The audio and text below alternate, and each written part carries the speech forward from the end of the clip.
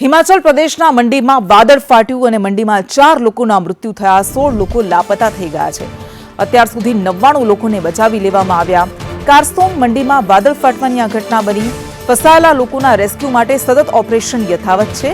મંડીમાં વરસાદથી 10 થી પણ વધારે મકાનો ક્ષતિગ્રસ્ત થઈ ગયા છે। તો પર્વતીય રાજ્ય હિમાચલ પ્રદેશમાં અત્યારે આ કુદરતી આપદામાં કેટલાક લોકો મોતને ભેટ્યા છે।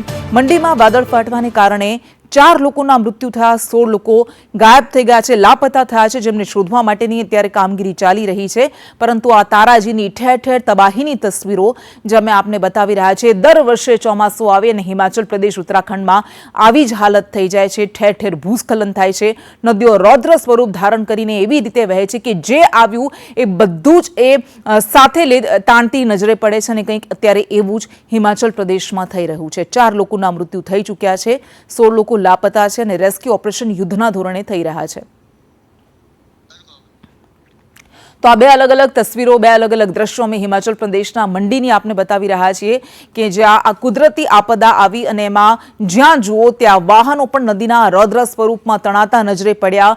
એક કાર ચાલક પણ એમાં પાણીમાં ખાબક્યો હતો અને એને માંડ માંડ બચાવવામાં આવ્યો। એ સતત પોતાનો જીવ બચાવવા માટે કારના બોનેટ પર બેઠેલો હતો, કારની છત પર બેઠેલો હતો અને આ બંને તસવીરો એ ચાડી ખાય છે કે જ્યારે કુદરત રૂઠે, જ્યારે કુદરત કોપાયમાન થાય ત્યારે એની સામે માનવી કેટલો વામણો સાબિત થાય છે, કેટલો લાચાર સાબિત થાય છે। અને દર વખતની જેમ આ વખતે પણ હિમાચલ પ્રદેશમાં આ કુદરતી આપદા એ લોકોના જીવ લઈ રહી છે, લોકોના આશયાના તાણી રહી છે। મંડીમાં વાદળ ફાટવાની ઘટનામાં 4 લોકો મૃત્યુ પામી ચૂક્યા છે અને મૃત્યુઆંક હજુ પણ વધે તેવી શક્યતા છે।